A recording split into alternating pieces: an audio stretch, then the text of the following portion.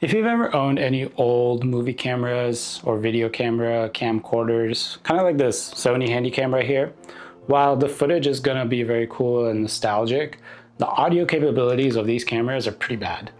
But there's a very easy way to record third-party audio, kind of like with this DJI mic, and sync it to the video file in Premiere Pro. And it should look something like this. So here I'm simply just recording a video on the camcorder, and then I'm separately recording audio through this DJI mic using my laptop.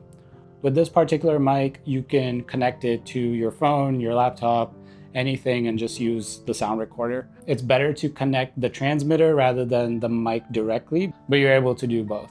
It's just when it's connected to the transmitter, the audio quality is much better rather than connecting the actual mic directly to the phone or the laptop. So now you're not restricted to simply just getting B-roll style footage with your vintage camera. You can also do documentary style stuff. Anyways, let's swing over to Premiere Pro and I'll show you how to sync the audio files in 2 seconds. Okay, so now we're in Adobe Premiere Pro. We have all of our video and audio files imported.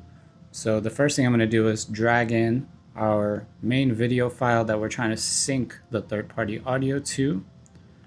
Next, we're going to add in our third-party audio file, just drag it into a timeline. And then we select everything, right-click, synchronize. Make sure the bottom part is selected, audio track channel 1, that's our reference, and it'll sync just like that. Now we're gonna go ahead and select only the video file, right-click, unlink, and then I'm just gonna clear out the reference original audio. So now we have our third-party audio synced to our video file. I'm just going to trim it up, select everything, and I can just link it. So now we can drag it around and it will stay together. And then if we go ahead and just play it, I'm simply just recording a video on the camcorder. There you go. If you're recording with an analog video camera such as a Super 8 that has no recording capabilities for audio, you would just have to use a traditional method, something like the slate method or the clap method, where you clap at a certain point and you basically manually move the audio file around and go to that particular keyframe and sync it that way. But if you have any device that can record audio, you can use it as a reference and just sync it in 2 seconds like this. Anyways, I hope this helped, and I'll see y'all in the next one.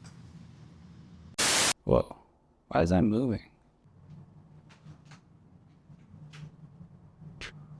Wait, hold on. Does this thing have like motion tracking? What the